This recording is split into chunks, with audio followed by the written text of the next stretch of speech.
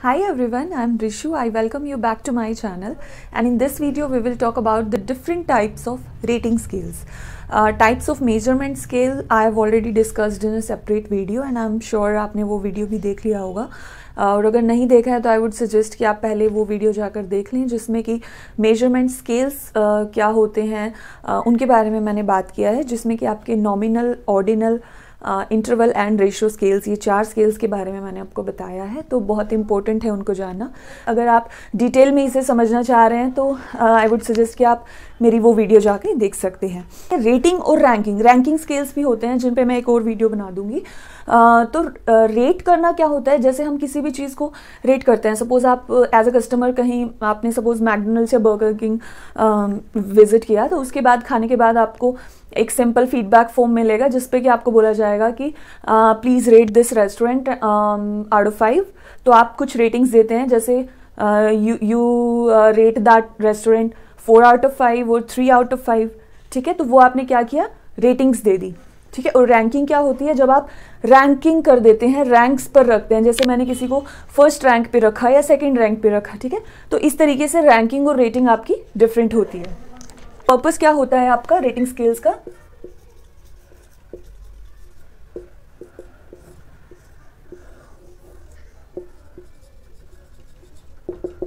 सबसे पहले तो ये आपका पॉजिटिव और नेगेटिव एटीट्यूड को बताता है। ठीक है, जैसे मुझसे पूछा गया कि सुपरवाइजर से आप हैप्पी हैं या नहीं हैं। ठीक है, हैप्पी है या सैड है, या फिर आपका जॉब सेटिस्फैक्शन क्या कहता है, आप सेटिस्फाइड हैं या डिससेटिस्फाइड हैं। ठीक है, किसी भी चीज़ के बारे में, गुड और बैड, पॉजिटिव और नेगेटिव, तो वो जो हमारा एटीट्यूड होता है वो हमें रेटिंग स्केल्स के थ्रू पता लगता है। Another thing that we get to know using the rating scales is intensity of the attitude. अब सिर्फ इससे यही नहीं पता लगता कि आप पॉजिटिव या नेगेटिव फील कर रहे हैं, बल्कि आपको उसकी इंटेंसिटी भी पता लगती है कि कितना पॉजिटिव फील कर रहे हैं, कितना नेगेटिव फील कर रहे हैं। ठीक है, मैं अपने सुपरवाइजर से सिर्फ हैप्पी हूँ या बहुत ज़्यादा हैप्पी हूँ या डिलाइटेड हूँ। ठीक है, या फिर मैं अपने सुपरवाइजर से नॉर्मल फील करता हूँ, थोड़ा कम अच्छा फील करता हूँ, या वो बहुत ही खड़ूस है, मुझे बहुत ही बेकार लगता है। ठीक है, तो वहाँ आपको इस तरीके से इंटेंसिटी भी मालूम होती है और पॉजिटिव और नेगेटिव एटीट्यूड के बारे में भी पता लगता है। तो ये था आपका पर्पस कि हम रेटिंग स्केल्स को क्यों यूज करते हैं। अब हम आ जाते हैं वन बाय वन जो भी हमारे टाइप्स ऑफ रेटिंग स्केल्स हैं उन पर। सबसे फर्स्ट आपका है डिकोटोमियस या सिंपल एटीट्यूड स्केल, आप इसको बोल सकते हैं। ठीक है, तो डाइकोटोमिस की अगर हम बात कर रहे हैं तो ऑब्वियसली आप सभी जानते हैं कि डाइकोटोमी जहाँ भी आ जाएगी वहाँ ऑब्वियसली क्या होता है कि जब हम किसी भी चीज़ को 2 पार्ट्स में डिवाइड कर देते हैं तो इसकी some sort of nominal scale वाली प्रॉपर्टीज आपकी यहाँ पे अप्लाई होती हैं।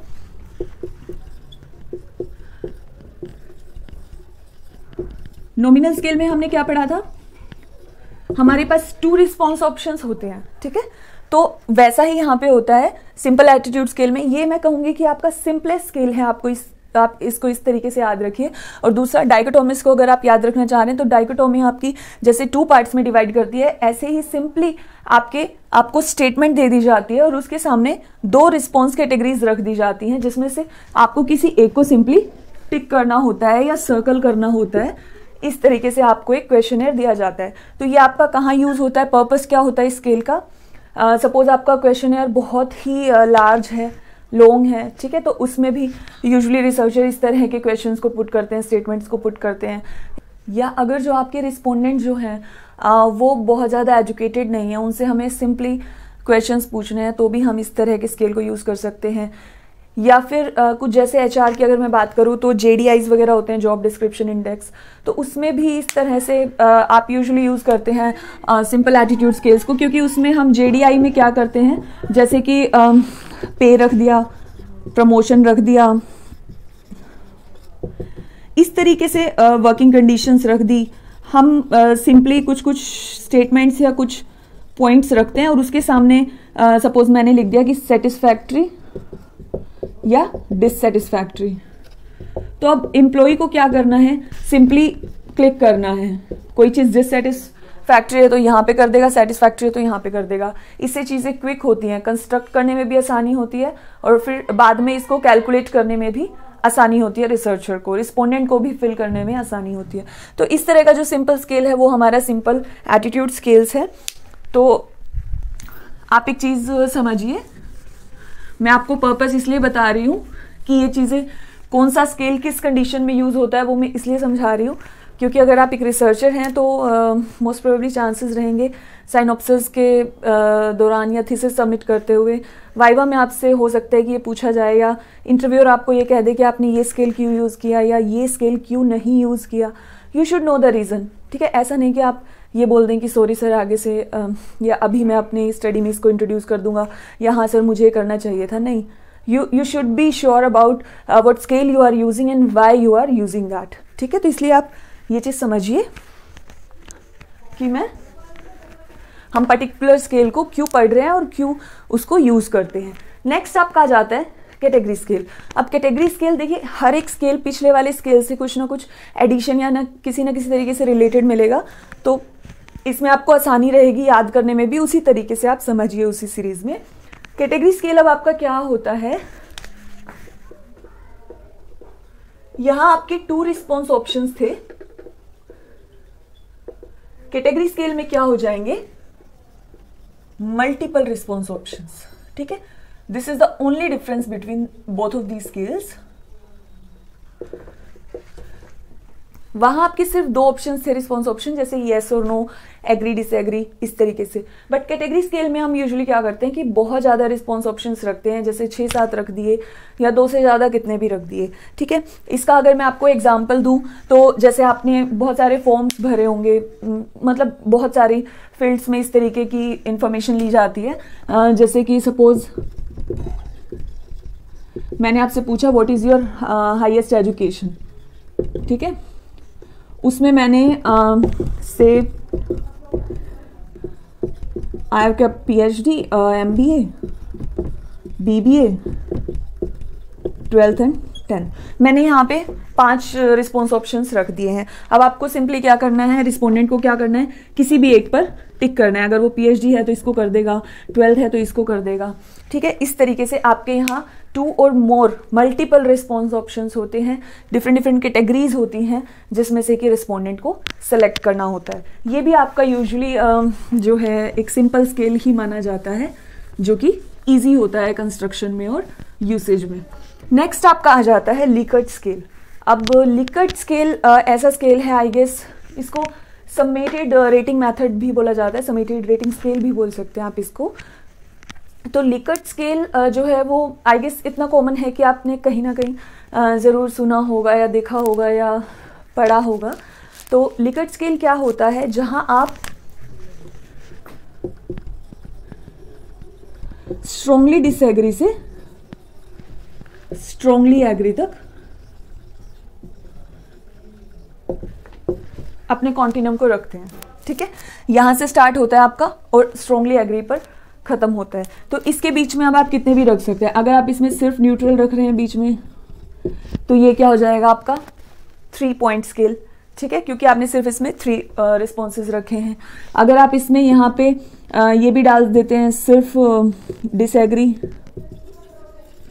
और यहाँ आप डाल देते हैं एग्री, तो आपका भी ये क्या बन गया 5 पॉइंट स्केल, क्योंकि 5 पॉइंट्स हो गए ना।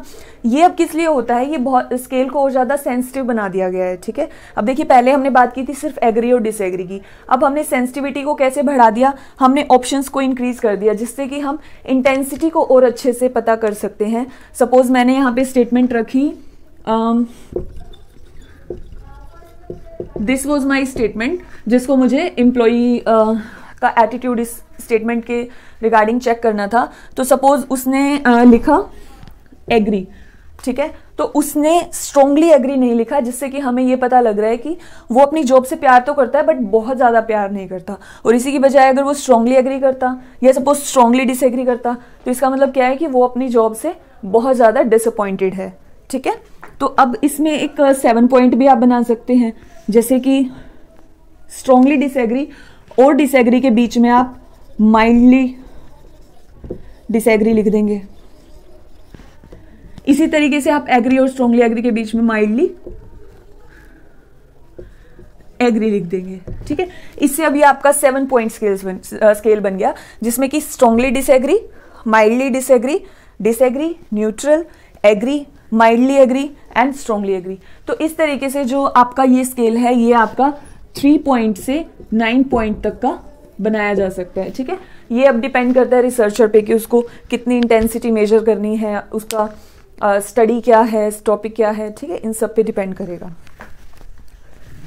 और अब इसी तरह से जब हम बहुत सारे स्टेटमेंट्स ले लेते हैं, ये तो मैंने सिर्फ एक स्टेटमेंट लिखी है, आप यूजुअली जब क्वेश्चन यार आपने अगर कोई फिल किया होगा तो आप जानते होंगे, बहुत सारी स्टेटमेंट्स आपको दी जाती है और उन सभी के आगे आपको ये ऑप्शंस दिए जाते हैं, रिस्पॉन्स ऑप्शंस, तो आपको सिंपली उनको टिक करना होता है, ठीक है। तो जब आप बहुत सारी स्टेटमेंट्स रख लेंगे तो उसके बाद क्या होता है कि इन सभी रेटिंग्स को हम उनका सम करते हैं टोटल लास्ट में, इसीलिए इसको समेटेड रेटिंग मेथड भी बोला जाता है।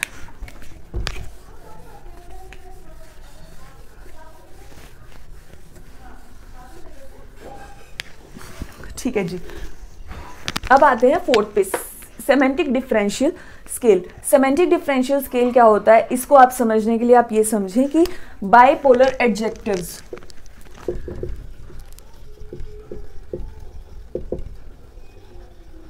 आपके स्केल के दोनों एक्सट्रीम्स पर हम बाइपोलर एडजेक्टिव्स लिखते हैं, ऑपोजिट एडजेक्टिव्स लिख देंगे। जैसे कि मैंने लिखा यंग, ओल्ड, ठीक है। इसके अलावा गुड, बैड, फास्ट, स्लो। तो ये सब क्या है, ये हमारे 3 स्केल्स हैं और तीनों के एक्सट्रीम्स पर दोनों साइड मैंने ऑपोजिट एडजेक्टिव्स को लिखा है, तो इसको इसलिए बाइपोलर कहा गया है। और बीच का जो ये है, ये आपका क्या है, सेमेंटिक स्पेस, ठीक है। तो इस सेमेंटिक स्पेस में हम बेसिकली क्या करते हैं, इसमें हम अपने रिस्पोंडेंट को कहते हैं रेट करने के लिए, और वो रेट करने की प्रक्रिया आपकी क्या रहती है, यहाँ पे आप सेमेंटिक स्पेस में कुछ डैशेस फिल कर देंगे, कितने भी कर सकते हो आप, 6 कर सकते हो, 7 कर सकते हो, 9 कर सकते हो, जिसमें क्या करेगा कि वो रेट करेगा respondent on the basis of, जैसे कि अगर उसका एटीट्यूड फास्ट की साइड ज़्यादा है तो फिर वो यहाँ कर देगा, या उसका बैड की साइड ज़्यादा है तो वो यहाँ कर देगा, इधर कर देगा, ठीक है। तो इस तरीके से आप जो ये आपके बीच का स्पेस होता है, इसमें जो आप डैशेस रखोगे तो कितना क्लोज इस एडजेक्टिव के फील करता है रिस्पोंडेंट, उतना ही उसके क्लोजर उसका टिक हो जाएगा, ठीक है। तो ये आपका क्या था, सेमेंटिक डिफरेंशियल स्केल। अब दूसरा देखिए,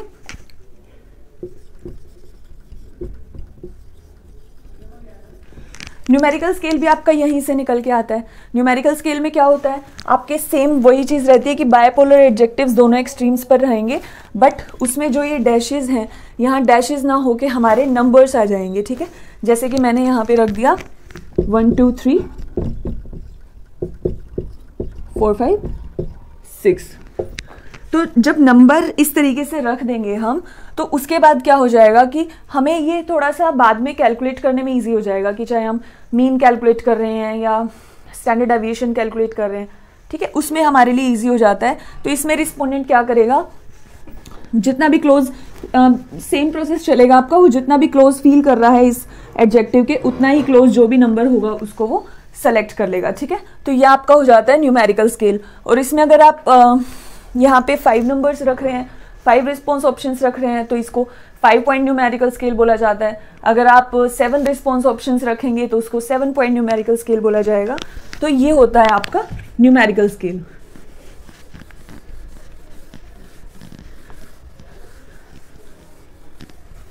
So I hope it is clear till this numerical scale. Now comes the staple scale, ठीक है। स्टेपल स्केल आपका क्या होता है, इसको भी मैं याद करने के लिए, ताकि आपको याद रहे, इसलिए मैं एक बहुत सिंपल एक एग्जांपल देके जैसे यहाँ पे समझाती हूँ। स्टेपलर जो हम यूज़ करते हैं, जब स्टेपल करते हैं हम, तो वो किस तरीके का होता है। सपोज ये आपका जॉइंट है, so I have made it very bad, but just to make you understand, ये एक जॉइंट है जिससे कि हम उसको स्टेपल कर रहे हैं, ठीक है। तो यहाँ ये जो चीज़ें आपकी इक्वल होती है, इसी तरीके से ये भी बाई डायरेक्शनल हमारा काम करेगा।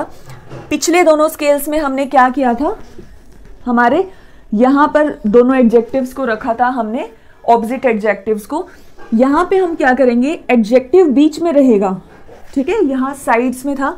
स्टेपल स्केल में हमारा क्या होगा, हम अपने एडजेक्टिव को बीच में रखेंगे। जैसे कि मेरा सपोज एडजेक्टिव है सपोर्टिव, मैं ये चेक करना चाह रही हूं कि आपका बॉस सपोर्टिव है या नहीं, तो ये सपोर्टिव जो है वो मेरा एट्रीब्यूट है, मेरा एडजेक्टिव है जो बीच में रहेगा। और ये जो दोनों साइड्स हैं ये मेरे क्या रहेंगी, एक इसमें से मेरी पॉजिटिव साइड रहेगी, एक मेरी नेगेटिव साइड रहेगी, ठीक है। तो इसमें जो है रिस्पॉन्स ऑप्शंस मेरे क्या रहेंगे, -1, -2, -3, +1, +2, +3, ठीक है। अब देखिए ये मेरा स्केल है, तो इस स्केल को अगर मैं बनाऊं तो मेरा कुछ इस तरह का स्केल बनेगा। ये चीज आपको सिर्फ समझाने के लिए थी, ठीक है। स्केल आपका इस तरीके का होगा जिसमें कि -1, -2, -3, +1, +2, +3, इस तरीके का आपका ये स्केल होता है, जिसमें कि आपको क्या करना है, अगर अब इसमें देखिए दोनों चीज साइमल्टेनियसली आप मेजर कर रहे हैं। सबसे पहले पॉजिटिव या नेगेटिव एटीट्यूड की सपोर्टिव है तो फिर रिस्पोंडेंट कहीं यहाँ पे आपका लाई करेगा, और अगर सपोर्टिव नहीं है तो रिस्पोंडेंट आपका यहाँ कहीं क्लिक करेगा। तो फर्स्ट तो आपको इससे क्या पता चल रहा है, पॉजिटिव और नेगेटिव एटीट्यूड। सेकेंड थिंग हमें क्या पता चल रही है, इंटेंसिटी ऑफ दैट एटीट्यूड, कि अगर बहुत ज़्यादा सपोर्टिव है तो वो 3 पे टिक करेगा, अगर थोड़ा कम सपोर्टिव है तो 2 पे क्लिक कर देगा। इसी तरीके से बिल्कुल भी सपोर्टिव नहीं है तो -3 पे क्लिक करेगा। तो ये आपका क्या है, basically staple scale. Next comes your fixed और कांस्टेंट सम स्केल, ठीक है। फिक्स्ड या कांस्टेंट सम स्केल, जैसे कि नाम से ही आपको समझ आ रहा है, इसमें आपको एक कांस्टेंट सम दे दिया जाता है, एक टोटल दे दिया जाता है। जैसे कि सपोज मैंने किसी रिस्पोंडेंट को कहा कि आई गिव यू $5,000, ठीक है। मैंने किसी रिस्पोंडेंट को बोला कि if I give you $5,000 so how would you divide और distribute that 5,000 into multiple things. जो मल्टीपल रिस्पॉन्स ऑप्शंस हैं वो मैंने सपोज रख दिए। One is medical insurance, one is suppose retirement plan, expenses उसमें से वो कितना रखेगा, सेविंग्स के लिए कितना रखेगा, ठीक है। ये बहुत सारे रिस्पॉन्स ऑप्शंस हो सकते हैं डिपेंडिंग अपॉन योर स्टडी कि आप क्या रखना चाह रहे हैं। तो मैंने उसको बोला कि आप इन 5,000 को डिस्ट्रीब्यूट कीजिए कि आप कितना कितना पार्ट कौन सी एट्रीब्यूट पर या कौन से इसके पार्टीशन पर रखेंगे, ठीक है। तो इस तरीके से जो है क्वालिटीज डिफरेंट रख दी जाती हैं और एक कांस्टेंट सम देके रिस्पोंडेंट को बोला जाता है कि वो डिवाइड करे, डिस्ट्रीब्यूट करे उस कांस्टेंट सम को उन सभी रिस्पॉन्स ऑप्शंस के अंदर, ठीक है। इसको एक परसेंटेज का भी मैं एग्जांपल इसमें ले सकती हूँ। सपोज मैं एक मोबाइल सेलर हूँ और मैं डिफरेंट क्वालिटीज़ अपनी मोबाइल की रख रही हूँ, जो भी मोबाइल मैं सेल कर रही हूँ, और अपने कंज्यूमर को मैंने बोला कि 100% out of that 100% he has to distribute, ठीक है। मैंने रखा कि अपने मोबाइल की specs, specifications, look and feel, price, performance, इस तरीके से मैंने कोई भी 4 या 5 क्वालिटी अपने प्रोडक्ट का रखा। अब मैंने अपने कंज्यूमर को बोला कि जी आप 100% में से कितना कितना परसेंट किस चीज़ को देंगे कि आप उसकी वजह से मेरे मोबाइल को खरीदना चाहते हैं। तो सपोज कंज्यूमर्स ने बोला कि 80% मोबाइल स्पेसिफिकेशंस की वजह से मैं खरीदता हूँ, 10% मैं लुक एंड फील की वजह से खरीदता हूँ, 5% प्राइस की वजह से और 15% इसकी परफॉर्मेंस की वजह से, ठीक है। तो नहीं, ये वो हो गया, 100% करना था हमने। तो अब देखिए ये क्या किया, कंज्यूमर से हमें ये डेटा मिल गया। अब इससे फ़ायदा क्या होगा कि उस सेलर को या सपोज मुझे ये पता लग जाएगा कि मेरा मोबाइल उसकी स्पेसिफिकेशंस की वजह से बिक रहा है, तो मुझे उस पर और ज़्यादा ध्यान देने की ज़रूरत नहीं है, बट उसे मेंटेन करने की ज़रूरत ज़रूर है। और मुझे ये पता चल रहा है कि उसकी प्राइस की वजह से उसको लोग खरीदना नहीं चाह रहे हैं, इसका मतलब कि मुझे प्राइस पर काम करने की ज़रूरत है। तो ये आपका क्या था, फिक्स्ड और कांस्टेंट सम स्केल, जिसमें कि आप एक फिक्स्ड या कांस्टेंट सम जो है वो अपने रिस्पोंडेंट को ऑफर करते हैं। अब आपका लास्ट स्केल यहाँ पे आता है graphic rating scale. Graphic rating scale आपका क्या है, ये भी नाम से पता चल रहा है, ग्राफिक्स का जहाँ पे यूज किया जाता है इस स्केल के अंदर, तो इस स्केल के अंदर जो कॉन्टिनम आपका रहेगा वो बेसिकली ग्राफिक कॉन्टिनम यहाँ पे बनता है। जैसे कि ये देखिए, सपोज ये मेरा स्केल है जिसमें कि ये डिनोट करता है happy face, this denotes a sad face and this is neutral. ठीक है, अभी कुछ भी हो सकता है, एग्री डिसएग्री भी आप इसको यहाँ कंसिडर कर सकते हैं, कुछ भी। बस हमने यहाँ पे लिखने की बजाय ग्राफिक्स को यूज़ किया है, कुछ पिक्चर्स को यूज़ किया है, स्माइलीज को यूज़ किया है। ठीक है, एग्जाम्पल के लिए जैसे मैं अगर आपको बताऊँ तो कुछ हॉस्पिटल्स की स्लिप्स पे आपने देखा होगा कि उनका जो फॉर्मेट होता है वो बना हुआ ही ऐसे होता है कि उनके ऊपर या स्लिप के लास्ट में, एंड में कुछ ऐसे ही स्माइलीज आपको देखने को मिलेंगी। वो किस लिए होती हैं, ताकि डॉक्टर जो है वो पेशेंट के फेस एक्सप्रेशंस को देख के सबसे पहले उसको रेट कर दे, या उसे डिस्कस करने के बाद उन स्माइलीज के थ्रू रेट कर दे कि पेशेंट फेस एक्सप्रेशन से कितना बीमार या कितना ठीक लग रहा था। तो इस तरीके के रेटिंग स्केल्स हम यूजुअली, या सपोज हमें मेरा कोई क्वेश्चनर या मेरी जो स्टडी है वो बच्चों से रिलेटेड है, मुझे बच्चों से कुछ क्वेश्चनर्स फिल कराने हैं, तो भी मैं इस टाइप के स्केल्स का यूज़ कर सकती हूँ ताकि उनको वो थोड़ा अट्रैक्टिव लगे लुक में। तो ये आपका क्या था, graphic rating scale. So this was all about types of rating scales.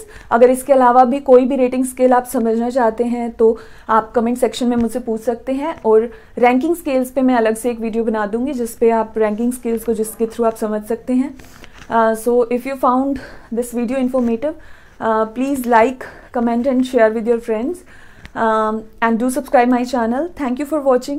Until my next video, keep learning. Thank you.